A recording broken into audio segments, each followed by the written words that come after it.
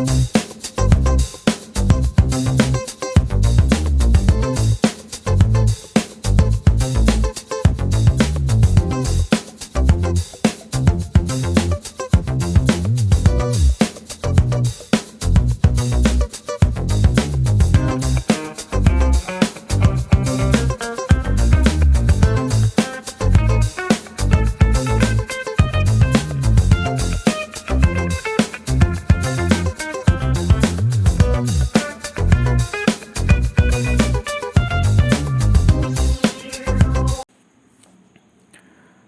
Good morning dear students. അപ്പോൾ എല്ലാവർക്കും ഒരിക്കൽ കൂടെ ഇൻകം ടാക്സിൻ്റെ അടുത്ത ക്ലാസ്സിലേക്ക് സ്വാഗതം. നമ്മളിന്നിനി ഡിസ്കസ് ചെയ്യുന്നത് ഫസ്റ്റ് ചാപ്റ്ററിലെ പാർട്ട് 4 ആണ്, മൊഡ്യൂൾ 1 യൂണിറ്റ് 1. അപ്പോൾ ഇതുവരെയുള്ള ക്ലാസ്സുകൾ മിസ്സായിട്ടുള്ള ആളുകൾക്കായി അതിൻ്റെ ലിങ്ക് ഈ വീഡിയോയുടെ താഴെ ചേർക്കുന്നുണ്ട്. അപ്പോൾ അത് പോയിട്ട് കാണാവുന്നതാണ്. ഇനി നമ്മൾ ഇന്ന് ഡിസ്കസ് ചെയ്യുന്ന ടോപ്പിക്ക് നോക്കാം. Deductions from gross total income. Gross total ഇൻകത്തിൽ നിന്നുള്ള ഡിഡക്ഷൻസ് ആണ്. ഈ ഒരു ഏരിയയാണ് നമ്മൾ ഇന്ന് പ്രധാനമായിട്ടും നോക്കുന്നത്. അതിൻ്റെ തിയറി പോർഷൻ ഈ വീഡിയോയിൽ നോക്കാം. ഡിഡക്ഷൻസ് ഡിസ്കസ് ചെയ്യുന്ന ചാപ്റ്റർ 6A ആണ്, 6A of income tax act. അതിൽ സെക്ഷൻ 80C മുതൽ 80U വരെ. അതിൽ പ്രധാനപ്പെട്ട ഭാഗങ്ങൾ മാത്രമേ ഞങ്ങൾ ടെക്സ്റ്റ് ബുക്കിൽ ഡിസ്കസ് ചെയ്യുന്നുള്ളൂ. അതിൽ തന്നെ പരീക്ഷയെ സംബന്ധിച്ചോളം വളരെ ഇമ്പോർട്ടൻ്റ് ആയിട്ടുള്ള സെക്ഷൻസ് മാത്രമാണ് നമ്മൾ ഡിസ്കസ് ചെയ്യുന്നത്. അപ്പോൾ ഒരു വ്യക്തിയെ സംബന്ധിച്ചോളം, അത് വ്യക്തിയാവാം അല്ലെങ്കിൽ കമ്പനി, HUF, ആ പേഴ്സൺ എന്ന കാറ്റഗറിയിൽ വരുന്ന ആരുമാവാം, അവർക്ക് ഗ്രോസ് ടോട്ടൽ ഇൻകത്തിൽ നിന്നും താഴെ പറയുന്ന ഡിഡക്ഷൻസ് പെർമിസിബിൾ ആണ്. അപ്പോൾ അത് ഏതൊക്കെയെന്നുള്ളതാണ്. അതിൽ ആദ്യമായിട്ട് നമുക്ക് പഠിക്കാനുള്ളത് ഏറ്റവും പ്രധാനപ്പെട്ട ഒന്ന് ഈ കോൺട്രിബ്യൂഷൻ ടു ലൈഫ് ഇൻഷുറൻസ് പ്രീമിയമാണ്. അതായത് സെക്ഷൻ 80C ആണ്. 80Cയിൽ ഒരുപാട് കാര്യങ്ങൾ വരുന്നുണ്ട്. അപ്പോൾ അതിൽ ഈ ആദ്യ ഭാഗത്ത്, ടെക്സ്റ്റിൻ്റെ ആദ്യ ഭാഗത്ത് വന്നിട്ടുള്ള എല്ലാ പോയിൻറ്റ്സും ഇമ്പോർട്ടൻ്റ് ആണ്. അതിലേതും ചോദിക്കാം. അപ്പോൾ അതുകൊണ്ട് കംപ്ലീറ്റ് ആയിട്ട് പഠിച്ചു വെക്കുക. Contribution to life insurance premium, provident fund തുടങ്ങിയിട്ടുള്ള കാര്യങ്ങളാണ് ആദ്യമായിട്ട് ഡിസ്കസ് ചെയ്യുന്നത്. അപ്പോൾ അതിൽ ഇത് ആർക്കാണ് ഈ ഒരു സെക്ഷൻ പ്രകാരം ഈ ഡിഡക്ഷൻ ക്ലെയിം ചെയ്യാനുള്ള അവകാശമുള്ളതെന്നാണ് ആദ്യം ഡിസ്കസ് ചെയ്യുന്നത്. അതാണ് അസസി എൻറ്റൈറ്റിൽഡ് ടു ഡിഡക്ഷൻ. ഇങ്ങനെ എല്ലാ സെക്ഷനകത്തും ഇത് എഴുതിയിട്ടുണ്ടായിരിക്കും, അസസി എൻറ്റൈറ്റിൽഡ് ടു ഡിഡക്ഷൻ. അതിൻ്റെ അർത്ഥം ഇത് ആർക്കാണ് ക്ലെയിം ചെയ്യാൻ പറ്റുന്നതെന്നാണ്. ഇപ്പോൾ ഇതിൽ ഞാൻ ഇൻഡിവിജ്വൽ ഓർ HUF എന്നാണ് ഇതിൻ്റെ അർത്ഥം. അതായത് ഈ സെക്ഷൻ 80C പ്രകാരം ഇതൊരു ഇൻഡിവിജ്വലിനോ അല്ലെങ്കിൽ HUFനോ ഇത് ക്ലെയിം ചെയ്യാവുന്നതാണ്. ഓക്കെ, ഇനി ഇതിൻ്റെ എമൗണ്ട് ഓഫ് ഡിഡക്ഷൻ, എത്രത്തോളം തുക ഡിഡക്ഷനായിട്ട് ക്ലെയിം ചെയ്യാം എന്നാണ് ഇതിൻ്റെ അർത്ഥം. ഇതും മറ്റ് സെക്ഷനുകളിൽ അകത്ത് നോക്കിക്കഴിഞ്ഞാലും ഇതേ ഹെഡിങ് കാണാം, എമൗണ്ട് ഓഫ് ഡിഡക്ഷൻ. അവിടെ എല്ലാം അതുകൊണ്ട് സൂചിപ്പിക്കുന്നത് ഈ സെക്ഷൻ പ്രകാരം എത്രത്തോളം എമൗണ്ട് നമുക്ക് ഡിഡക്ഷനായിട്ട് ക്ലെയിം ചെയ്യാം എന്നുള്ളതാണ്. അപ്പോൾ അതിലിവിടെ കൊടുത്തിട്ടുള്ളത് അതിന് നമ്മൾ qualifying amount or ₹1,50,000 which ever is less. Qualifying amount എത്രയാണോ അല്ലെങ്കിൽ 1.5 ലക്ഷം രൂപ, വിച്ച് എവർ ഈസ് ലെസ്. ഇതിലേതാണോ കുറവ് എങ്കിൽ, അപ്പോൾ പരമാവധി കിട്ടുന്നത് 1.5 ലക്ഷം രൂപയാണ്. ഇനി ഇതിൻ്റെ ക്വാളിഫയിങ് എമൗണ്ട് എന്ന് പറഞ്ഞു. ഈ ക്വാളിഫയിങ് എമൗണ്ട് താഴെ പറയുന്ന കുറച്ച് കണ്ടീഷൻസ് വരുന്നുണ്ട്. അതിലാണ് അതിൻ്റെ ക്വാളിഫയിങ് എമൗണ്ട് എന്ന് പറയുന്നത്. അത് കണ്ടുപിടിക്കുന്നത് ആ രീതിയിലാണ്. അത് ഓരോ ക്വസ്റ്റ്യൻ അനുസരിച്ച് വ്യത്യാസം വന്നു വരാം. അപ്പോൾ അത് നമ്മൾ കൃത്യമായിട്ട് ആദ്യം കണ്ടുപിടിക്കണം. എന്നിട്ട് അത് 1.5 ലക്ഷം, അതിൽ കൂടുതലാണെങ്കിൽ പരമാവധി 1.5 ലക്ഷം രൂപ വരെ കിട്ടുള്ളൂ. അതാണ് അതിൻ്റെ മീനിങ്. ഇനി അതിൽ ഈ ലൈഫ് ഇൻഷുറൻസ് പ്രീമിയത്തിൻ്റെ കേസിൽ വരുന്ന ക്വാളിഫൈ എമൗണ്ട്, അതിൻ്റെ 2-3 സിറ്റുവേഷൻസ് ഉണ്ട്. ആദ്യം അത് മനസ്സിലാക്കാം. അതിൽ ആദ്യത്തെ വരുന്ന ഇതാണ് payment of life insurance premium. Life insurance premium കൊടുക്കുന്നതുമായി ബന്ധപ്പെട്ടുകൊണ്ടുള്ള ക്ലെയിമാണ്, ഡിഡക്ഷനാണ്. അതിൽ ഒരാൾക്ക് അദ്ദേഹത്തിൻ്റെ സ്വന്തം പേരിലുള്ള ലൈഫ് ഇൻഷുറൻസ് പ്രീമിയം അടച്ചത് ക്ലെയിം ചെയ്യാം, അല്ലെങ്കിൽ അദ്ദേഹത്തിൻ്റെ സ്പൗസിൻ്റെ പേരിലുള്ള, സ്പൗസ് പറയുമ്പോൾ ഭാര്യ അല്ലെങ്കിൽ ഭർത്താവ്, ഓർ ചിൽഡ്രൻ, അതുപോലെ മക്കൾ, ഇവരുടെ പേരിൽ അടച്ചിട്ടുള്ള ലൈഫ് ഇൻഷുറൻസ് പ്രീമിയം ഡിഡക്ഷൻ ആയിക്കൊണ്ട് ക്ലെയിം ചെയ്യാവുന്നതാണ്. ഇനി അത് HUFൻ്റെ കേസാണെങ്കിൽ അതിലെ ആ HUFലെ മെമ്പേഴ്സായിട്ടുള്ള ആളുകളുടെ പേരിലായിരിക്കും അത് അടച്ചിട്ടുണ്ടായിരിക്കുക. അതാണ് ക്ലെയിം ചെയ്യാൻ പറ്റുന്നത്. അപ്പോൾ നമ്മളെ സംബന്ധിച്ചോളം HUFൻ്റെ ക്വസ്റ്റ്യൻ വരാനുള്ള സാധ്യത കുറവായിരിക്കും. കാരണം ഒരു ഇൻഡിവിജ്വലിൻ്റെ ക്വസ്റ്റ്യനാണ് സാധാരണ ഇതിൽ വരിക. അപ്പോൾ ഇതിലെ ഈ ഡിഡക്ഷൻസ് പറയുന്നിടത്തെല്ലാം തന്നെ ഇൻഡിവിജ്വൽ വരുന്ന ഭാഗത്തുള്ള ആ സെക്ഷൻസാണ് കൂടുതലായിട്ടും നിങ്ങൾ ശ്രദ്ധിക്കേണ്ടത്. HUF അല്ലെങ്കിൽ കോപ്പറേറ്റീവ് സൊസൈറ്റി ഇങ്ങനെയൊക്കെ വരുന്നതുണ്ടായിരിക്കും. അവരുടെ കേസൊന്നും അത്രത്തോളം പഠിച്ചിരിക്കണം നിർബന്ധമില്ല. കാരണം അത് ചോദ്യം വരാനുള്ള സാധ്യത കുറവാണ്. അപ്പോൾ അതുകൊണ്ട് ഒരു ഇൻഡിവിജ്വലായിട്ടുള്ള മിസ്റ്റർ എക്സ് അല്ലെങ്കിൽ മിസ്റ്റർ വൈ ഒരാളെ പേര് വെച്ച് ഇങ്ങനെയൊക്കെ വരുന്നതാണ് ഇൻഡിവിജ്വൽ എന്നുള്ള കേസിൽ വരിക. അപ്പോൾ അത്തരം ക്വസ്റ്റ്യൻസ് വരാനാണ് ഏറ്റവും കൂടുതൽ സാധ്യത ഉള്ളത്. ഇനി ഇതിൻ്റെ കണ്ടീഷൻ, ഒരാളിപ്പം ലൈഫ് ഇൻഷുറൻസ് പ്രീമിയം അടച്ചു. അപ്പോൾ അതിൻ്റെ കണ്ടീഷനാണ് ഇനി എത്രയാണ് അതിൻ്റെ ക്വാളിഫൈ എമൗണ്ട് വരിക എന്നുള്ളതാണ്. അപ്പോൾ അതിൽ ശ്രദ്ധിക്കേണ്ട കാര്യം, ഒന്നാമത്തെ കണ്ടീഷൻ നോക്കേണ്ട ഇതാണ്, ഈ 1/4/2012 മുമ്പ് ഇഷ്യൂ ചെയ്ത പോളിസികളാണെങ്കിൽ ഇദ്ദേഹം അടച്ച പ്രീമിയത്തിൻ്റെ തുക അല്ലെങ്കിൽ അദ്ദേഹം എടുത്ത പോളിസി എമൗണ്ട് ഉണ്ടായിരിക്കും. ഇപ്പോൾ 2 ലക്ഷം അല്ലെങ്കിൽ 5 ലക്ഷം അങ്ങനെയാണ് പോളിസി എമൗണ്ട് വരുന്നത്. ഈ പോളിസി എമൗണ്ടിൻ്റെ 20% അല്ലെങ്കിൽ ഇദ്ദേഹം അടച്ച തുക ഇതിലേതാണോ കുറവ് എങ്കിൽ ആ എമൗണ്ടാണ് ക്വാളിഫൈ എമൗണ്ടായിട്ട് കിട്ടുന്നത്. ഈ ക്വാളിഫൈ എമൗണ്ട് അല്ലെങ്കിൽ ഇവിടെ മുകളിൽ പറഞ്ഞിട്ടുള്ള 1.5 ലക്ഷം രൂപ ഇതിലേതാണോ കുറവ് എങ്കിൽ അത് ഡിഡക്ഷനായിട്ട് ക്ലെയിം ചെയ്യാവുന്നതാണ്. ഓക്കെ, അപ്പോൾ ഡേറ്റ് ശ്രദ്ധിക്കേണ്ടത് 1/4/2012 മുമ്പ് ഉള്ള പീരീഡാണ്. ഇനി രണ്ടാമത്തെ ഒരു ഓപ്ഷൻ വരുന്നത് ഈ 1/4/2012 അല്ലെങ്കിൽ അതിന് ശേഷമോ. അപ്പോൾ ഇങ്ങനെയാണ് 2 പീരീഡ് വരുന്നത്. ഈ ഡേറ്റ് കൃത്യമായിട്ട് പഠിച്ചു വെക്കണം. 1/4/2012 അതിന് മുമ്പ് അല്ലെങ്കിൽ 1/4/2012 അതിന് ശേഷമോ. അപ്പോൾ അതിന് ശേഷം കൊടുക്കുന്ന പോളിസികളാണെങ്കിൽ, ഇഷ്യൂ ചെയ്തിട്ടുള്ള പോളിസികളാണെങ്കിൽ ഈ പ്രീമിയം പെയ്ഡ് അതുപോലെ തന്നെ നേരത്തെ ഉള്ളതിൻ്റെ അതേപോലെ തന്നെയാണ് വരുന്നത്. രണ്ടാമത്തെ ഒരു ഓപ്ഷൻ വരുന്നത് ഇവിടെ 20% ആയിരുന്നു പോളിസി എമൗണ്ട്. ഈ ശേഷം 1/4/2012 ശേഷം വരുന്ന കേസാണെങ്കിൽ പോളിസി എമൗണ്ടിൻ്റെ 10% ആണ്. ഇതിലേതാണോ കുറവെങ്കിൽ അത്. അപ്പോൾ ഇത് രണ്ടുമായി ബന്ധപ്പെട്ട് ഓർത്ത് വെക്കാനുള്ളത് ഇത്രയേ ഉള്ളൂ. 1/4/2012 മുമ്പാണെങ്കിൽ 20%, 1/4/2012 ശേഷം ഇഷ്യൂ ചെയ്ത പോളിസികളാണെങ്കിൽ 10% ഓഫ് പോളിസി എമൗണ്ടും. ഇത് രണ്ടാണ് വ്യത്യാസം വരുന്നത്. ബാക്കി പ്രീമിയം പെയ്ഡ് രണ്ടിടത്തും കോമൺ ആണ്. പിന്നെ വേറൊരു വ്യത്യാസം വരുന്നത്,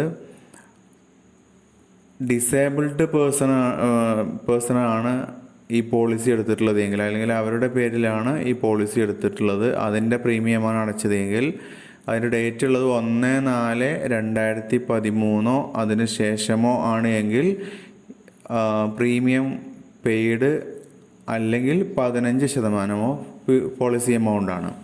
ഇതിലേതാണോ കുറവെങ്കിൽ അത് ക്ലെയിം ചെയ്യാവുന്നതാണ്. അതിന് ക്ലെയിം ചെയ്യാൻ പറ്റുന്നത് 1/4/2013 അതിന് ശേഷമോ ഇഷ്യൂ ചെയ്ത പോളിസികൾക്കാണ്. ഓക്കെ, അപ്പോൾ ഇവിടെ ഈ ഒന്നാമത്തെ രണ്ടാമത്തെയും കേസാണ് ഏറ്റവും കൂടുതൽ സാധ്യത ഉള്ളത് ക്വസ്റ്റ്യൻ വരാൻ. ഇനി ഒരു ഡിസേബിൾഡ് ആയിട്ടുള്ള പേഴ്സൺ ആണെങ്കിൽ മാത്രമാണ് ഈ അവസാനത്തെ ഓപ്ഷൻ വരുന്നത്. അപ്പോൾ ഇതാണ് ഇൻഷുറൻസ് പ്രീമിയം ബന്ധപ്പെട്ട് മനസ്സിലാക്കാനുള്ളത്. തീർച്ചയായിട്ടും വരും, എല്ലാ ക്വസ്റ്റ്യനിലും ഇത് നമുക്ക് കാണാവുന്നതാണ്. രണ്ടാമത്തേത് contribution made in a provident fund by an employee. ഈ അസസി അല്ലെങ്കിൽ ഇൻഡിവിജ്വൽ ആയിട്ടുള്ള അസസി അദ്ദേഹം പ്രോവിഡൻറ്റ് ഫണ്ടിലേക്ക് കോൺട്രിബ്യൂട്ട് ചെയ്തിട്ടുണ്ട് എങ്കിൽ, പ്രോവിഡൻറ്റ് ഫണ്ട് നേരത്തെ നമ്മൾ പഠിച്ചതാണ്, അത് SRF statutory provident, SPF statutory provident fund, അതുപോലെ തന്നെ റെക്കഗ്നൈസ്ഡ് പ്രൊവിഡൻറ്റ് ഫണ്ട് RPF, അതുപോലെ PPF പബ്ലിക് പ്രൊവിഡൻറ്റ് ഫണ്ട്. അപ്പോൾ ഈ 3 ഫണ്ടിൽ ഏതിലേക്ക് കോൺട്രിബ്യൂട്ട് ചെയ്തിട്ടുണ്ടെങ്കിലും എത്രയാണോ കോൺട്രിബ്യൂട്ട് ചെയ്തത് അത്ര കണ്ട് അയാൾക്ക് ഡിഡക്ഷൻ ക്ലെയിം ചെയ്യാവുന്നതാണ്. മൂന്നാമത്തെ കാര്യം, contributions made in an approved superannuation fund. ഒരു അപ്രൂവ്ഡ് സൂപ്പറാനുവേഷൻ ഫണ്ടിലേക്കുള്ള കോൺട്രിബ്യൂഷനും ഡിഡക്ഷനായിട്ട് ക്ലെയിം ചെയ്യാം. നാലാമത് വരുന്നത് ട്യൂഷൻ ഫീ ഓഫ് ചിൽഡ്രൻ ആണ്. മക്കളുടെ 2 പേർക്കാണ് ഡിഡക്ഷൻ കിട്ടുന്നത്. അയാളുടെ മക്കളുടെ 2 പേർക്ക് അടച്ചിട്ടുള്ള ട്യൂഷൻ ഫീസ് ഡിഡക്ഷൻ ആയിക്കൊണ്ട് ക്ലെയിം ചെയ്യാം. അത് സ്കൂളാവട്ടെ, കോളേജ് അല്ലെങ്കിൽ യൂണിവേഴ്സിറ്റി. അപ്പോൾ എഡ്യൂക്കേഷൻ പർപ്പസിന് വേണ്ടിയിട്ടാണ് ആ പൈസ കൊടുത്തതെങ്കിൽ അയാൾക്കത് ക്ലെയിം ചെയ്യാവുന്നതാണ്. പിന്നെ ഷെഡ്യൂൾഡ് ബാങ്കിൽ ഉള്ള ഫിക്സഡ് ഡെപ്പോസിറ്റാണ്. അത് 5 വർഷത്തിൽ കുറയാത്ത കാലത്തേക്കുള്ള ഫിക്സഡ് ഡെപ്പോസിറ്റ് ഒരു ഷെഡ്യൂൾഡ് ബാങ്കിൽ ഇട്ടിട്ടുണ്ടെങ്കിൽ ആ എമൗണ്ട് ഇതുപോലെ ഡിഡക്ഷനായിട്ട് ക്ലെയിം ചെയ്യാം. പിന്നെയുള്ളത് പോസ്റ്റ് ഓഫീസ് ടൈം ഡെപ്പോസിറ്റ് അക്കൗണ്ടിൽ 5 വർഷത്തേക്ക് ഉള്ള ഡെപ്പോസിറ്റ് ഉണ്ടെങ്കിൽ അത് ക്ലെയിം ചെയ്യാവുന്നതാണ്. പിന്നെ ഹൗസ് ബിൽഡിംഗ് ലോണിലെ റീപേയ്മെൻറ്റ്, അതായത് അതിൻ്റെ പ്രിൻസിപ്പൽ എമൗണ്ട് മാത്രം, any amount repaid under house building loan, house building loan എന്ന അതിന് വേണ്ടിയിട്ട് എടുത്തിട്ടുള്ള ലോണിൻ്റെ പ്രിൻസിപ്പൽ, ഇൻട്രസ്റ്റ് ഇല്ലാത്ത അതിൻ്റെ മുതലിലേക്ക് പോകുന്ന പോർഷനാണ് പ്രിൻസിപ്പൽ എമൗണ്ട് എന്ന് പറയുന്നത്. ആ ഒരു എമൗണ്ടിന് ഡിഡക്ഷൻ ക്ലെയിം ചെയ്യാവുന്നതാണ്. ഇതിന് അപ്രൂവ്ഡ് ആയിട്ടുള്ള സ്ഥാപനത്തിൽ നിന്നായിരിക്കണം ആ ലോൺ എടുത്തിട്ടുള്ളത്. ഇനി 8ാമത് വരുന്ന point purchase of national savings certificate ആണ്, NSC എന്ന് പറയും. ഈ നാഷണൽ സേവിങ്സ് സർട്ടിഫിക്കറ്റ് എന്ന് പറഞ്ഞു കഴിഞ്ഞാൽ ഇത് ഡിപ്പാർട്ട്മെൻറ്റ് ഓഫ് പോസ്റ്റ് ഇഷ്യൂ ചെയ്തിട്ടുള്ള ഗവൺമെൻറ് ബാക്ക് ചെയ്തിട്ടുള്ള ഒരു സേവിങ് സ്കീമാണ് ഈ നാഷണൽ സേവിങ് സർട്ടിഫിക്കറ്റ് എന്ന് പറയുന്നത്. അപ്പോൾ അതിൽ 2 ഇഷ്യൂ ആണ് ഇതുവരെ വന്നിട്ടുള്ളത്. ഒന്ന് 8th ഇഷ്യൂ എന്ന് പറയും, മറ്റൊന്ന് 9th ഇഷ്യൂ. അതിൽ 9th ഇഷ്യൂ ഇപ്പോൾ ഡിസ്കണ്ടിന്യൂ ചെയ്തിട്ടുണ്ട്. നിലവിൽ അവൈലബിൾ ആയിട്ടുള്ളത് 8th ഇഷ്യൂ മാത്രമാണ്. അപ്പോൾ ഇതിൽ ആർക്ക് വേണമെങ്കിലും നമുക്കത് അതിൽ പൈസ നിക്ഷേപിക്കാം. അപ്പോൾ 100 രൂപ, 500, 1000 ആ രീതിയിലാണ് അതിൻ്റെ സ്കീമുകൾ വരുന്നത്. നമ്മൾ തൊട്ടടുത്തുള്ള പോസ്റ്റ് ഓഫീസിൽ പോയിട്ട് ഇത് ഓപ്പൺ ചെയ്യാവുന്നതാണ്. അപ്പോൾ അതിലേക്ക് ഡെപ്പോസിറ്റ് ചെയ്യാവുന്നതാണ്. ഇപ്പോൾ നിലവിൽ ഇതൊക്കെ 5 വർഷത്തേക്കാണ് അവൈലബിൾ ആയിട്ടുള്ളത്. അത് പൈസ ഇട്ട് കഴിഞ്ഞാൽ പിന്നെ അത് വിഡ്രോ ചെയ്യാൻ പറ്റില്ല. ചില എക്സെപ്ഷണൽ കേസുകളിൽ ഒഴികെ വിഡ്രോ ചെയ്യാൻ പറ്റില്ല. അതിൻ്റെ ഇൻട്രസ്റ്റ് ഇപ്പോൾ നമുക്കൊരു ആവറേജ് ആനുവലി 6.8% റേറ്റിലൊക്കെയാണ് അത് വരുന്നത്. അപ്പോൾ ഇതിൻ്റെ ഇൻട്രസ്റ്റ് നമുക്ക് വന്നുകൊണ്ടിരിക്കും. ഇൻട്രസ്റ്റ് ഇതിലേക്ക് തന്നെ ചേർക്കുകയാണ് ചെയ്യുന്നത്. അതായത് ഇൻട്രസ്റ്റ് കയ്യിൽ കിട്ടുന്നില്ല. അപ്പോൾ വർഷം ഇൻട്രസ്റ്റ് വന്നു കഴിഞ്ഞാൽ ആ ഇൻട്രസ്റ്റ് തിരിച്ച് ഇതിൻ്റെ നേരത്തെ എത്രയാണോ ഇട്ടത് ആ എമൗണ്ടിലേക്ക് തന്നെ ആഡ് ചെയ്യപ്പെടുന്നു. അങ്ങനെ 5 വർഷം കഴിഞ്ഞിട്ട് അത് ഒന്നിച്ച എമൗണ്ട് നമുക്ക് മെച്യൂരിറ്റി ആയിട്ട് കിട്ടുകയാണ് ചെയ്യുന്നത്. അപ്പോൾ ഇങ്ങനെ കിട്ടുന്ന ഈ നാഷണൽ സേവിങ്സ് സർട്ടിഫിക്കറ്റിൻ്റെ പുറത്തുള്ള ഇതിൻ്റെ പുറത്ത് വരുന്ന ഇൻട്രസ്റ്റ്, ആ ഇൻട്രസ്റ്റും നമുക്ക് ഇവിടെ 9ാമത്തെ പോയിന്റ് പറയുന്നുണ്ട്. NSCയിലെ ഇൻട്രസ്റ്റ് ഈ ഡിഡക്ഷൻ ആയിക്കൊണ്ട് ക്ലെയിം ചെയ്യാവുന്നതാണ്. കാരണം അത് പറയാനുള്ള കാരണം ഈ ഇൻട്രസ്റ്റ് ഓരോ വർഷവും തിരിച്ച് ഇതിലേക്ക് തന്നെ ആഡ് ചെയ്യപ്പെടുകയാണ് ചെയ്യുന്നത്. ഇനി subscription to eligible issue of capital 10ാമത് വരുന്നത്. അതായത് ഫിനാൻഷ്യൽ ഇൻസ്റ്റിറ്റ്യൂഷൻ അല്ലെങ്കിൽ ഒരു പബ്ലിക് കമ്പനിയുടെ ബോർഡ് ഇവരൊക്കെ അപ്രൂവ് ചെയ്തിട്ടുള്ള പബ്ലിക് കമ്പനിയുടെയൊക്കെ ഇഷ്യൂ വരും, ഷെയർ ഇഷ്യൂ വരും. അപ്പോൾ അതിൽ എലിജിബിൾ ആയിട്ടുള്ള ഷെയർ ഇഷ്യൂ സബ്സ്ക്രൈബ് ചെയ്തിട്ടുണ്ടെങ്കിൽ അതിന് വേണ്ടിയിട്ട് ഇൻവെസ്റ്റ് ചെയ്തിട്ടുള്ള പൈസ നമുക്ക് ഡിഡക്ഷൻ ആയിക്കൊണ്ട് ക്ലെയിം ചെയ്യാവുന്നതാണ്. പിന്നെ 11ാമതായിട്ട് വരുന്നത് യൂലിപ്പാണ്. യൂലിപ്പ് എന്ന് പറഞ്ഞാൽ യൂണിറ്റ് ലിങ്ക്ഡ് ഇൻഷുറൻസ് പ്ലാൻസ് ആണ്. അത് സബ്സ്ക്രൈബ് ചെയ്തിട്ടുണ്ടെങ്കിൽ അതിൽ ഇട്ടിട്ടുള്ള പൈസയും നമുക്ക് ഡിഡക്ഷൻ ആയിക്കൊണ്ട് ക്ലെയിം ചെയ്യാം. യൂലിപ്പ് പോളിസികൾ എന്ന് പറഞ്ഞു കഴിഞ്ഞാൽ അതൊരു ലൈഫ് ഇൻഷുറൻസും അതുപോലെ തന്നെ ഇൻഷുറൻസ് കവറേജും ഉണ്ടായിരിക്കും. അതോടൊപ്പം ഇൻവെസ്റ്റ്മെൻറ്റും രണ്ടും കൂടെ വരുന്ന തരത്തിലുള്ള പ്ലാനുകളാണ് യൂലിപ്പ് പ്ലാനുകൾ. ഓക്കെ, അതായത് ബേസിക് ആയിട്ടുള്ള ലൈഫ് ഇൻഷുറൻസ് കവർ ഉണ്ടാവും. അതോടൊപ്പം തന്നെ കുറച്ച് നമ്മൾ അടക്കുന്ന എമൗണ്ടിൻ്റെ കുറച്ച് ഭാഗം മറ്റൊരു ഇൻവെസ്റ്റ്മെൻറ്റ് രീതിയിൽ മറ്റൊരു ഫണ്ടിലേക്ക് പോകും. അത് ഇക്വിറ്റി ഫണ്ടോ അല്ലെങ്കിൽ ഡെപ്റ്റ് ഫണ്ടോ അത് നമുക്ക് ചൂസ് ചെയ്യാം, അതിലേക്ക് പോകും. അപ്പോൾ 2 ബെനിഫിറ്റും ഇതിന്ന് കിട്ടും. ഇൻഷുറൻസ് കവറേജ് ഉണ്ടായിരിക്കും, അതുപോലെ ഈ ഇൻവെസ്റ്റ്മെൻറ്റ് ചെയ്യുന്നതിൻ്റെ ഭാഗമായിട്ടുള്ള അഡ്വാൻറ്റേജും ഇൻവെസ്റ്റ് ചെയ്യുന്ന ആളുകൾക്ക് ഉണ്ടായിരിക്കും. ഇതാണ് യൂലിപ്പ് പോളിസികൾ. പിന്നെ ഉള്ളത് 12 subscription to any unit of mutual fund. Mutual ഫണ്ടിൽ സബ്സ്ക്രൈബ് ചെയ്യുക എന്നുള്ളതാണ്. അതുപോലെ ഇൻഫ്രാസ്ട്രക്ചർ ബോണ്ട് പർച്ചേസ് ചെയ്യുന്നു. പിന്നെ senior citizen save scheme 2004 deposit ചെയ്യുന്നു. Deposit in Sukanya Samriddhi account, ഇങ്ങനെയൊക്കെയുള്ള കാര്യങ്ങളുണ്ട്. ഇതെല്ലാം തന്നെ ഈ 1ാമത് പറഞ്ഞ പോയിൻറ്റിൻ്റെ അണ്ടറിൽ വരുന്ന കാര്യങ്ങളാണ്. അപ്പോൾ ഇതിലേക്കെല്ലാം ഈ പറഞ്ഞ പോലെയുള്ള ഇൻവെസ്റ്റ്മെൻറ്റുകൾ അല്ലെങ്കിൽ പർച്ചേസിംഗ് ഒക്കെ ചെയ്തിട്ടുണ്ടെങ്കിൽ ആ കൊടുത്തിട്ടുള്ള ക്യാഷ് നമുക്ക് ഡിഡക്ഷൻ ആയിക്കൊണ്ട് ക്ലെയിം ചെയ്യാവുന്നതാണ്. ഇപ്പോൾ ഇതിൽ എല്ലാം ഇമ്പോർട്ടൻ്റ്, ഇതിലേതും വരാം. അപ്പോൾ ഈ ഭാഗത്തുള്ള മൊത്തം കാര്യങ്ങൾ ഇതെല്ലാം 80C വരുന്നതാണ്. അപ്പോൾ അതുകൊണ്ട് അത് കംപ്ലീറ്റ് ആയിട്ട് മനസ്സിലാക്കി വെക്കുക. ഇനി 2ാമത് വരുന്നത് കോൺട്രിബ്യൂഷൻ ടു പെൻഷൻ ഫണ്ടാണ്. സെക്ഷൻ 80CCC 3C ആണ്.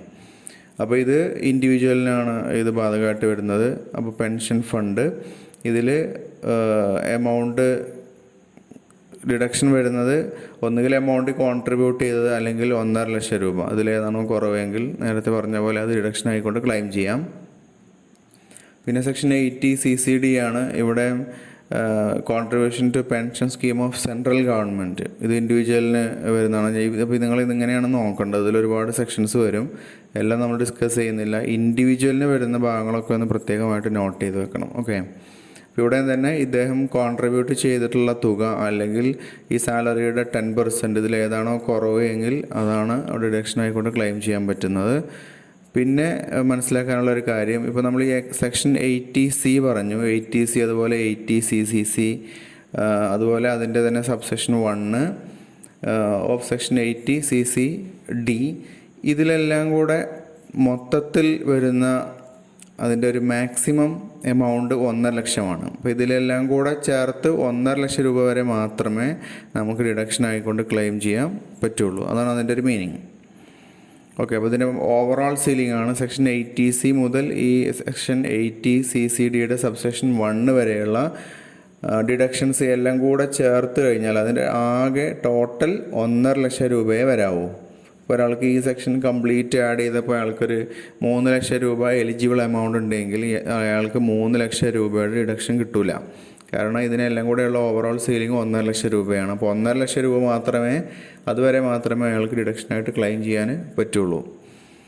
പിന്നെ അഞ്ചാമത് വരുന്ന പ്രധാന കാര്യം ഹെൽത്ത് ഇൻഷുറൻസ് പ്രീമിയം, അതിൻ്റെ പേയ്മെൻ്റ് ആണ്. അപ്പോൾ ഹെൽത്ത് ഇൻഷുറൻസ് പ്രീമിയത്തിൽ ശ്രദ്ധിക്കേണ്ട കാര്യം, ഇതിൻ്റെ മോഡ് ഓഫ് പേയ്മെൻ്റ് ഉണ്ട്. Any mode of payment other than cash ആണ്. ക്യാഷ് കൊടുത്തുകൊണ്ടല്ലാതെ മറ്റേത് രീതിയിലും അതിൻ്റെ പേയ്മെൻറ്റ് ആവാം. ഇനി അവിടെ 2-3 ഓപ്ഷൻസാണ് വരുന്നത്. ഒന്ന്, for self, spouse and children. അയാൾക്ക് അയാളുടെ സ്വന്തം പേരിലുള്ള മെഡിക്കൽ ഹെൽത്ത് ഇൻഷുറൻസ് പ്രീമിയം അടച്ചു, അല്ലെങ്കിൽ സ്പൗസിൻ്റെ പേരിൽ അല്ലെങ്കിൽ ചിൽഡ്രൻ്റെ പേരിൽ. അപ്പോൾ അതിൻ്റെ എമൗണ്ട് വരുന്നത് ഒന്നുകിൽ അടച്ച തുക അല്ലെങ്കിൽ 25,000 രൂപ, ഇതിലേതാണോ കുറവെങ്കിൽ അതാണ്. രണ്ടാമത് പാരൻസിൻ്റെ പുറത്ത് അടച്ചിട്ടുണ്ടെങ്കിൽ, അവർക്ക് വേണ്ടി അടച്ചിട്ടുണ്ടെങ്കിൽ ഒരു 25,000 രൂപ കൂടെ അഡീഷണൽ കിട്ടും. അപ്പോൾ നേരത്തെയുള്ള 25,000 പുറമെ ഒരു 25 കൂടെ കിട്ടും.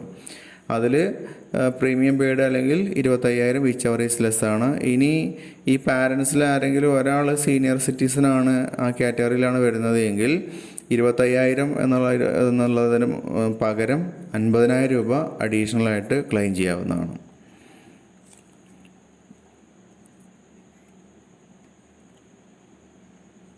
ഇനി 6th പോയിന്റ് വരുന്ന സെക്ഷൻ 80DD ആണ്. ഇതൊരു ഇമ്പോർട്ടൻ്റ് സെക്ഷനാണ്.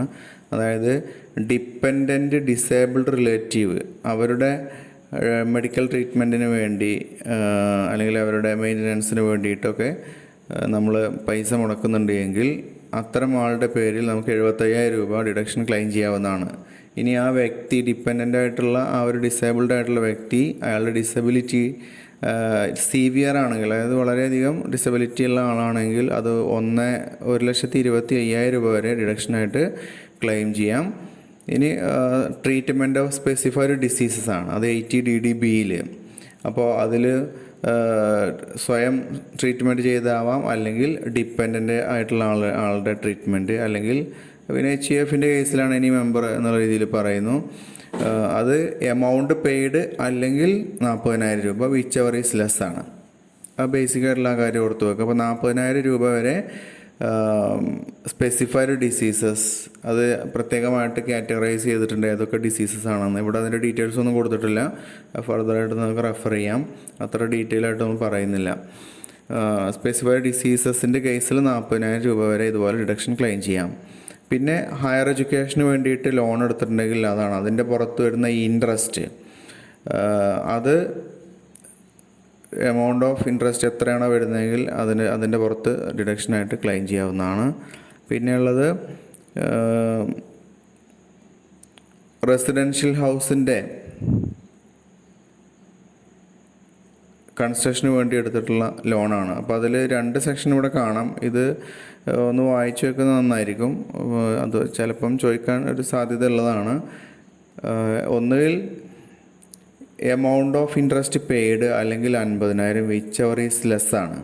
അപ്പോൾ ഇതിൻ്റെ ഒരു കണ്ടീഷൻ ശ്രദ്ധിക്കാനുള്ളത്, ഇത് payment of interest on loan taken for residential house during 1 April 2016 to March 2017, ഈ ഒരു പർട്ടിക്കുലർ പീരീഡിലേക്ക് വരുന്നതാണ്. ഇതിനകത്തുള്ള ലോൺ എടുക്കലാണെങ്കിലാണ് ഈ രീതിയിലുള്ള ആനുകൂല്യം അതിൽ കിട്ടുന്നത്.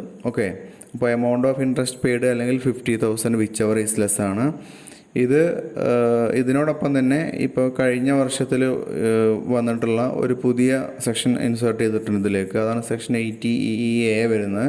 സെയിം ഹെഡ് തന്നെയാണ് അവിടെയും വരുന്നത്. പക്ഷേ അവിടെ അതിൻ്റെ amount of loan taken, amount അല്ല, അതിൻ്റെ പീരീഡ് ഓഫ് ലോൺ ടേക്കണിൽ വ്യത്യാസമുണ്ട്.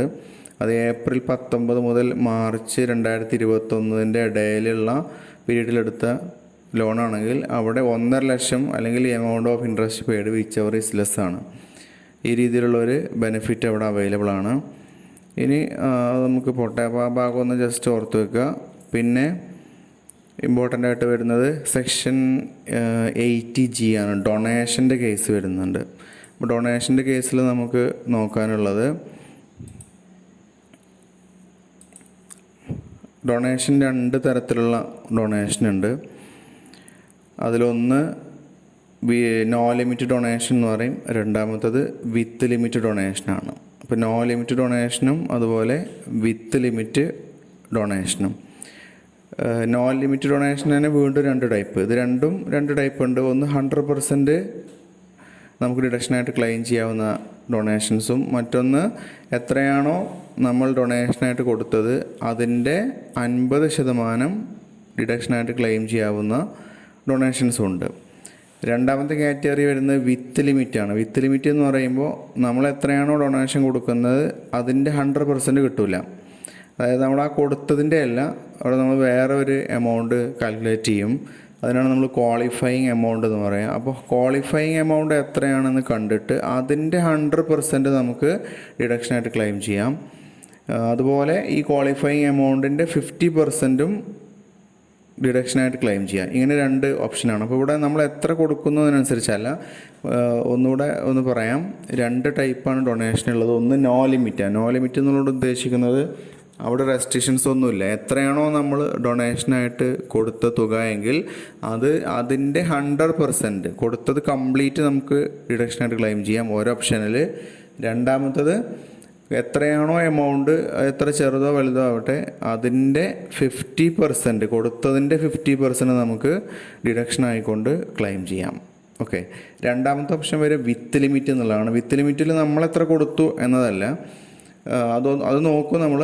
അല്ലെങ്കിൽ 100% ഓഫ് ക്വാളിഫൈങ് എമൗണ്ട്, അത് നമ്മൾ ക്വാളിഫൈങ് എമൗണ്ട് എന്നുള്ളൊരു കാൽക്കുലേഷനോട് അവിടെ വരും. അപ്പോൾ നമ്മൾ കൊടുത്ത തുകയെ നോക്കും, ക്വാളിഫൈങ് എമൗണ്ട് നോക്കും. എന്നിട്ട് ഈ ക്വാളിഫൈ എമൗണ്ടിൻ്റെ 100% അവിടെ നമുക്ക് ഡിഡക്ഷനായിട്ട് ക്ലെയിം ചെയ്യാം. അല്ലെങ്കിൽ ക്വാളിഫൈ എമൗണ്ടിൻ്റെ 50% ഡിഡക്ഷൻ ക്ലെയിം ചെയ്യാം. ഈ 2 ഓപ്ഷനാണുള്ളത്. ഇനി ഇവിടെ ക്വാളിഫൈ എമൗണ്ട് എന്നുള്ള ആ ഒരു കാര്യം നമ്മൾ കണ്ടുപിടിക്കാൻ വേണ്ടിയിട്ട് ഒരു ഇക്വേഷൻ ഉണ്ട്. അതായത് ഒന്നുകിൽ ഡൊണേഷൻ പെയ്ഡ് ആണ്, എത്രയാണോ ഡൊണേഷൻ കൊടുത്തത് അത്, അല്ലെങ്കിൽ ഗ്രോസ് ടോട്ടൽ ഇൻകത്തിൻ്റെ 10%. ഗ്രോസ് ടോട്ടൽ ഇൻകം നമ്മളിവിടെ കാൽക്കുലേറ്റ് ചെയ്യണം. അതായത് അഡ്ജസ്റ്റഡ് ഗ്രോസ് ടോട്ടൽ ഇൻകമാണ് അവിടെ കാൽക്കുലേറ്റ് ചെയ്യുന്നത്, സാധാരണഗതിയിലുള്ള ഗ്രോസ് ടോട്ടൽ ഇൻകം അല്ല. എന്നിട്ട് വിച്ച് അവർ ഈസ് ലെസ്, അതിൻ്റെ ഇക്വേഷൻ പിന്നെ മെറ്റീരിയൽ വരുന്നുണ്ട്, അവിടെ മനസ്സിലാക്കാം. അപ്പോൾ ഒന്നുകിൽ കൊടുത്ത ഡൊണേഷൻ്റെ തുക അല്ലെങ്കിൽ ഈ ഗ്രോസ് ടോട്ടൽ ഇൻകത്തിൻ്റെ 10%. എന്നിട്ട് ഇത് രണ്ടും നമ്മൾ കമ്പയർ ചെയ്തിട്ട് ഇതിലേതാണോ ലെസ് എങ്കിൽ അതാണ് അവിടെ ക്വാളിഫൈ എമൗണ്ട് ആയിട്ട് വരുന്നത്. ആ ക്വാളിഫൈ എമൗണ്ടിൻ്റെ, അങ്ങനെ കിട്ടുന്ന ക്വാളിഫൈ എമൗണ്ടിൻ്റെ 100% എന്ന് പറഞ്ഞു കഴിഞ്ഞാൽ അത് എത്ര കിട്ടിയോ അത് കംപ്ലീറ്റ് നമുക്ക് ഡിഡക്ഷൻ ക്ലെയിം ചെയ്യാം. അല്ലെങ്കിൽ ആ കിട്ടിയ തുകയുടെ 50% ക്ലെയിം ചെയ്യാം. ഇപ്പം ഇങ്ങനെയാണത് ചെയ്യുന്നത്. ഇനി മനസ്സിലാക്കാനുള്ള കാര്യം ഇതാണ് 80G. ഇതിൽ അറിഞ്ഞിരിക്കേണ്ടത് ഏതൊക്കെയാണ് അതിൽ ഒന്നാമത് വരുന്ന കാര്യം എന്നുള്ളതാണ്. അതായത് നോ ലിമിറ്റ് ഡൊണേഷൻസ്, 100% ഡൊണേഷനും ഡിഡക്റ്റബിളായിട്ട് വരുന്ന ഡൊണേഷൻസ് ഏതെല്ലാം, അതിന് എക്സാമ്പിൾസ് തന്നിട്ടുണ്ട് ടെക്സ്റ്റിൽ. ഇപ്പോൾ ഈ പറയുന്ന A മുതൽ കുറച്ച് ഒരു 10-12 പറയുന്നുണ്ട്. അത് കംപ്ലീറ്റ് മനസ്സിലാക്കിയിരിക്കണം. അപ്പോഴേ ഇതിൽ വരുന്ന ക്വസ്റ്റ്യൻ നമുക്ക് മനസ്സിലാക്കാൻ പറ്റുള്ളൂ. ഇപ്പം നോ ലിമിറ്റ് ഡൊണേഷൻ 100%ഉം ഡിഡക്റ്റബിൾ ആണെന്ന് അർത്ഥം. അപ്പോൾ ഇതിലേക്കെല്ലാമുള്ള ഡൊണേഷൻ കംപ്ലീറ്റ് ആയിട്ട് നമുക്ക് ഡിഡക്ഷനായിട്ട് ക്ലെയിം ചെയ്യാം. ഒന്ന് national defence fund NDF, national children's fund NCF, prime ministers national relief fund, ഇങ്ങനെ ലിസ്റ്റ് കാണാം. ഈ ലിസ്റ്റ് നിങ്ങൾ വായിച്ച് നോക്കുക, ഞാൻ കംപ്ലീറ്റ് വായിക്കുന്നില്ല. അപ്പോൾ അതിൽ I വരെയുള്ള പോയിൻറ്റ്സ് ഉണ്ട്. അപ്പോൾ ഇതിലേക്കെല്ലാമുള്ള ഡൊണേഷനാണെങ്കിൽ നമ്മൾ ആ കൊടുത്ത തുക കംപ്ലീറ്റ് ആയിക്കൊണ്ട് നമുക്ക് ഡിഡക്ഷൻ ക്ലെയിം ചെയ്യാവുന്നതാണ്. ഇനി രണ്ടാമത് വരുന്നത് നോ ലിമിറ്റ് ഡൊണേഷനിൽ 50% ക്വാളിഫൈ ചെയ്യുന്ന കേസാണ്. അതായത് നമ്മൾ കൊടുത്ത തുകയുടെ 50% ഡൊണേഷൻ ഡിഡക്ഷൻ ആയിക്കൊണ്ട് ക്ലെയിം ചെയ്യാം. അപ്പോൾ അതിൽ വരുന്നത് ഒരു നാല് ഉദാഹരണങ്ങൾ പ്രധാനമായിട്ടുള്ളത് ഇവിടെ കൊടുത്തിട്ടുണ്ട്. അതിലൊന്ന് പ്രൈം മിനിസ്റ്റർ ഡ്രോട്ട് റിലീഫ് ഫണ്ടാണ്, Jawaharlal Nehru memorial fund, Indira Gandhi memorial trust, Rajiv Gandhi foundation, ഇങ്ങനെയുള്ള കുറച്ച് കാര്യങ്ങൾ. ഓക്കെ, അപ്പോൾ ഇതിലേക്ക് നമ്മൾ എത്ര കൊടുത്തോ അതിൻ്റെ 50% നമ്മൾ ഡിഡക്ഷനായിട്ട് ക്ലെയിം ചെയ്യാം. ഇനി മൂന്നാമത്തെ പ്രശ്നം വന്നത് വിത്ത് ലിമിറ്റ് ഡൊണേഷനിലെ 100% ഓഫ് ക്വാളിഫൈ എമൗണ്ട് ആണ്. അപ്പോൾ അതിൽ 2 കേസുകളാണുള്ളത്. ഈ രണ്ടെണ്ണത്തിലേക്കും ഡൊണേഷൻ കൊടുത്തിട്ടുണ്ടെങ്കിൽ ക്വാളിഫൈ എമൗണ്ട് കണ്ടിട്ട് അതിൻ്റെ 100% നമുക്ക് ഡിഡക്റ്റ് ചെയ്യാവുന്നതാണ്. ഒന്ന് donation to government or any institution for the purpose of promotion of family planning. Family planning promote ചെയ്യുന്ന ഉദ്ദേശത്തോടെയുള്ള ഏതൊരു സ്ഥാപനവും അല്ലെങ്കിൽ അതിന് വേണ്ടിയിട്ട് ഗവൺമെൻറ്റിലേക്ക് ഡൊണേറ്റ് ചെയ്യുന്നു. രണ്ടാമത് വരുന്നത് ഇന്ത്യൻ ഒളിമ്പിക് അസോസിയേഷൻ അല്ലെങ്കിൽ for the or an institution for the development of infrastructure four sports and games in India. ഇന്ത്യയിൽ സ്പോർട്സ് ആൻഡ് ഗെയിംസ് അതിൻ്റെ ഇൻഫ്രാസ്ട്രക്ചർ ഡെവലപ്മെൻറ്റിന് വേണ്ടിയിട്ട് പ്രവർത്തിക്കുന്ന ഒരു ഇൻസ്റ്റിറ്റ്യൂഷൻ, അതിലേക്കുള്ള കോൺട്രിബ്യൂഷൻ. ഇത് രണ്ടുമാണെങ്കിൽ അതിൻ്റെ 100% നമുക്ക് ക്വാളിഫൈ എമൗണ്ടിന് 100% ഡിഡക്ഷനായിട്ട് ക്ലെയിം ചെയ്യാം. ഇനി നാല് നില നമ്പറിൽ ഇത് കൊടുത്ത് നമ്മൾ അപ്പുറത്ത് പറഞ്ഞ രണ്ടാമത്തെ സെക്ഷനിലെ രണ്ടാമത്തെ കാറ്റഗറിയാണ് വിത്ത് ലിമിറ്റിലെ 50% ഓഫ് ക്വാളിഫൈ എമൗണ്ട് ഡിഡക്ഷൻ ചെയ്യാൻ പറ്റുന്ന കേസാണ്. അപ്പോൾ അതിലൂടെ 2 ഓപ്ഷൻ കൊടുത്തിട്ടുണ്ട്. ചാരിറ്റബിൾ പർപ്പസിന് വേണ്ടിയിട്ടുള്ള ഇൻസ്റ്റിറ്റ്യൂഷനിലേക്ക് കോൺട്രിബ്യൂട്ട് ചെയ്യുന്നു, അത് for development of cities or for promoting the interest of the members of a minority community. City ഡെവലപ്മെൻറ്റിൻ്റെ ആവശ്യത്തിന് വേണ്ടിയിട്ടോ അല്ലെങ്കിൽ മൈനോറിറ്റി കമ്മ്യൂണിറ്റിയുടെ അതിലെ മെമ്പേഴ്സിൻ്റെ ഇൻട്രസ്റ്റ് പ്രൊമോട്ട് ചെയ്യുന്നതിന് വേണ്ടിയിട്ടോ പ്രവർത്തിക്കുന്ന സ്ഥാപനങ്ങൾക്കുള്ള ഡൊണേഷനാണ്, അല്ലെങ്കിൽ ഗവൺമെൻറ്റിലേക്കുള്ള ഡൊണേഷൻ. പിന്നെ B വരുന്ന donation to any temple, mosque, church, അതിലേക്കുള്ള കോൺട്രിബ്യൂഷൻ ഡൊണേഷനാണ്. അത് സെൻട്രൽ ഗവൺമെൻറ് നോട്ടിഫൈ ചെയ്തിട്ടുള്ള അല്ലെങ്കിൽ മറ്റേതെങ്കിലും സെൻട്രൽ ഗവൺമെൻറ് നോട്ടിഫൈ ചെയ്തിട്ടുള്ള സ്ഥലങ്ങളിലേക്ക് കൊടുക്കുന്ന ഡൊണേഷൻസ്. ഇത്രയാണ്. ഇപ്പോൾ ഇത് 4 ഇതിന് ഉദാഹരണങ്ങളും കൃത്യമായിട്ട് മനസ്സിലാക്കി വെക്കണം. ഇനി ഇവിടെ ക്വാളിഫൈ എമൗണ്ട് എന്ന് പറഞ്ഞിട്ട് താഴെ ഒരു ഇക്വേഷൻ തന്നിട്ടുണ്ട്. അത് നേരത്തെ നമ്മൾ സ്ലൈഡിൽ മനസ്സിലാക്കി. ഡൊണേഷൻ പെയ്ഡ് ആണ് അല്ലെങ്കിൽ 10% ഓഫ് ഗ്രോസ് ടോട്ടൽ ഇൻകം. ഇനി ഇവിടെ ഈ ഗ്രോസ് ടോട്ടൽ ഇൻകം ഈ പർപ്പസിന് വേണ്ടിയിട്ട് നമ്മൾ ഗ്രോസ് ടോട്ടൽ ഇൻകം സാധാരണ ഗ്രോസ് ടോട്ടൽ ഇൻകം അല്ല, ഒരു അഡ്ജസ്റ്റഡ് ഗ്രോസ് ടോട്ടൽ ഇൻകമാണ് കാൽക്കുലേറ്റ് ചെയ്യുന്നത്. അതെങ്ങനെയാണെന്നുള്ളതാണ് അതിൻ്റെ ഇക്വേഷൻ. ഇതാണ് നമ്മൾ സാധാരണ പോലെയുള്ള ഗ്രോസ് ടോട്ടൽ ഇൻകം, അതിൽ നിന്ന് മൈനസ് മൈനസ് ചെയ്യണം deductions under section 80C to 80U. Section 80C മുതൽ 80U വരെയുള്ള ഡിഡക്ഷൻസ് ഈ ഗ്രോസ് ടോട്ടൽ ഇൻകത്തിൽ നമ്മൾ സാധാരണ പോലെ മൈനസ് ചെയ്യും. ഓക്കെ, പക്ഷേ അതിലേത് ഇൻക്ലൂഡ് ചെയ്യാൻ പാടില്ല? നമ്മളുടെ ഈ 80G എക്സെപ്റ്റ് ആണ്, അത് ഇതിൽ ഉൾപ്പെടുത്തരുത്. ഇപ്പോൾ 80C മുതൽ 80U എന്ന് പറയുമ്പോൾ 80G അതിൽ ഇൻക്ലൂഡിങ് അല്ല. നമ്മൾ ഈ ഡൊണേഷൻ്റെ എമൗണ്ട് അതിനകത്ത് ക്ലെയിം ചെയ്യുന്ന എമൗണ്ട് അതിൽ വരരുതെന്നർത്ഥം, അത് വരാൻ പാടില്ല. അതുപോലെ തന്നെ അങ്ങനെ ചെയ്യുന്നു. അതിനുശേഷം പിന്നെ ലോങ് ടേം ക്യാപിറ്റൽ ഗെയിനും മൈനസ് ചെയ്യണം. അതുപോലെ ഷോർട്ട് ടേം ക്യാപിറ്റൽ ഗെയിനും അണ്ടർ സെക്ഷൻ 111A ഡിസ്കസ് ചെയ്യുന്ന ഷോർട്ട് ടേം ക്യാപിറ്റൽ ഗെയിൻ ഉണ്ട്. അതായത് ഷെയർ ക്യാപിറ്റലിൻ്റെ ട്രാൻസ്ഫറിൽ നിന്നൊക്കെ വരുന്ന ഗെയിനാണത്. അപ്പോൾ ഇത്രയും കാര്യങ്ങൾ ഈ ഗ്രോസ് ടോട്ടൽ ഇൻകത്തിൽ നിന്ന് മൈനസ് ചെയ്യണം. അങ്ങനെ മൈനസ് ചെയ്യുമ്പോൾ നമുക്കൊരു അഡ്ജസ്റ്റഡ് ഗ്രോസ് ടോട്ടൽ ഇൻകം കിട്ടും. അതിൻ്റെ 10% ആണ് കാണുന്നത്. അങ്ങനെ കിട്ടുന്ന എമൗണ്ടാണ് ക്വാളിഫൈയിങ് എമൗണ്ട്. ഓക്കെ, പിന്നെ നമുക്ക് ഇമ്പോർട്ടൻ്റ് ആയിട്ട് വരുന്ന സെക്ഷൻസ്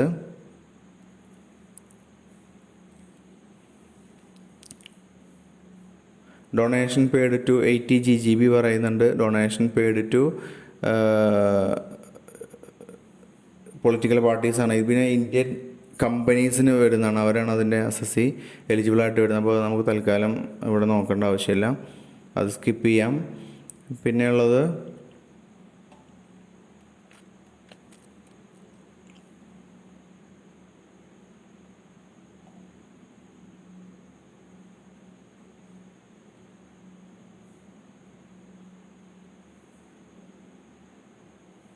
സെക്ഷൻ 80 TTA ആണ്. Section 80 TTA. TTA എന്ന് പറഞ്ഞു കഴിഞ്ഞാൽ deduction from interest on saving അക്കൗണ്ടാണ്. അതായത് ഒരാൾക്ക് സേവിങ് അക്കൗണ്ടിൽ നിന്ന് ഇൻട്രസ്റ്റ് കിട്ടിക്കഴിഞ്ഞാൽ, ബാങ്കിൽ സേവിങ്സ് അക്കൗണ്ട് ഉണ്ടായിരിക്കും, അതിൽ നിന്ന് കിട്ടുന്ന ഇൻട്രസ്റ്റ് അതിൻ്റെ പുറത്ത് ടാക്സ് അടക്കേണ്ടി വരും. പക്ഷേ അങ്ങനെ കിട്ടുന്ന ഇൻട്രസ്റ്റിന് ഡിഡക്ഷൻ നമുക്ക് ക്ലെയിം ചെയ്യാം. എത്ര രൂപ വരെ? 10,000 രൂപ വരെ മാക്സിമം ക്ലെയിം ചെയ്യാം. അപ്പോൾ ഒന്നുകിൽ അങ്ങനെ കിട്ടിയിട്ടുള്ള ഇൻട്രസ്റ്റ് അല്ലെങ്കിൽ 10,000 രൂപ, അതിലേതാണോ കുറവെങ്കിൽ അത്ര കണ്ട് ഒരാൾക്ക് ഡിഡക്ഷൻ ക്ലെയിം ചെയ്യാം. ഉദാഹരണമായിട്ട് ഒരാൾക്ക് 15,000 രൂപ ഇൻട്രസ്റ്റ് ആയിട്ട് സേവിങ്സ് അക്കൗണ്ടിൽ നിന്ന് ഒരു വർഷം വന്നുവെങ്കിൽ അയാൾക്ക് 10,000 രൂപ വരെ ഡിഡക്ഷൻ കിട്ടും. ബാക്കി 5,000 രൂപയുടെ ടാക്സ് അടക്കേണ്ടി വരും, അല്ലെങ്കിൽ 5,000 രൂപ അയാളുടെ ടോട്ടൽ ഇൻകത്തിലേക്ക് ഇൻക്ലൂഡ് ചെയ്യുന്നു എന്നർത്ഥം. പിന്നെ വേറൊന്ന് വരുന്നത് ഇൻട്രസ്റ്റ് ഓൺ ഡെപ്പോസിറ്റ്സ് ആണ്, 80 TTB. ഇത് ഇൻഡിവിജ്വലാണ്. അത് സീനിയർ സിറ്റിസൻ്റെ കേസിലാണ് അത് ബാധകമായിട്ട് വരുന്നത്. സീനിയർ സിറ്റിസൻ്റെ കേസിലാണെങ്കിൽ അവിടെ സേവിങ് ആവട്ടെ അല്ലെങ്കിൽ ഫിക്സഡ് ഡെപ്പോസിറ്റ് ആവട്ടെ, അതിൽ 50,000, ഈ 10,000 എന്നുള്ളത് 50,000 വരെ മാക്സിമം കിട്ടും. അല്ലെങ്കിൽ എത്രയാണോ ഇൻകം അതിൽ തമ്മിൽ കമ്പയർ ചെയ്തിട്ട് ഏറ്റവും മിനിമം വരുന്ന ഏതോ അത് എലിജിബിൾ ആയിരിക്കും. പിന്നെയുള്ളത് ഡിസേബിൾഡ് പേഴ്സൻ്റെ കേസിലാണ്, സെക്ഷൻ 80U. അത് ഒരു എത്രയാണോ ഈ ഇൻകം ഡിസേബിൾഡ് പേഴ്സൺ ഏൺ ചെയ്യുന്നതിനനുസരിച്ചിരിക്കും. അപ്പോൾ അതിലെ എമൗണ്ട് ഓഫ് ഡിഡക്ഷൻ കാൽക്കുലേറ്റ് ചെയ്യുമ്പോൾ ടോട്ടൽ ഇൻകം അല്ലെങ്കിൽ ₹75,000 വിച്ച് എവർ ഈസ് ലെസ് ആണ്. ഒന്നുകിൽ അതിലുള്ള ടോട്ടൽ ഇൻകം, മറ്റൊന്ന് 75,000, ഇതിലേതാണോ കുറവെങ്കിൽ അതാണ്. ഇനി ഇയാളുടെ ഡിസബിലിറ്റി, ഇപ്പോൾ ഡിസേബിൾഡ് പേഴ്സൺ ആണല്ലോ, അയാളുടെ ഡിസബിലിറ്റി സിവിയർ ഡിസബിലിറ്റി ഫേസ് ചെയ്യുന്ന ആളാണെങ്കിൽ ടോട്ടൽ ഇൻകം അല്ലെങ്കിൽ ₹1,25,000. ഈ 75,000 എന്നുള്ളത് 1,25,000 രൂപ എന്ന് നമുക്ക് മനസ്സിലാക്കാം. അപ്പോൾ വിച്ച് എവർ ഈസ് ലെസ്, അത്ര അയാൾക്ക് കിട്ടും, ഏതാണോ കുറവെങ്കിൽ അത്. ഓക്കെ, അപ്പോൾ ഇത്രയാണ് നമുക്ക് ഈ ഭാഗത്ത് ഇന്നത്തെ ക്ലാസ്സിൽ മനസ്സിലാക്കാനുള്ളത്. അപ്പോൾ ഈ പറഞ്ഞ കാര്യങ്ങളെല്ലാം മനസ്സിലായി വിചാരിക്കുന്നു. ബാക്കി നമുക്ക് അടുത്ത ക്ലാസ്സിൽ ഡിസ്കസ് ചെയ്യാം. Okay, thank you for watching.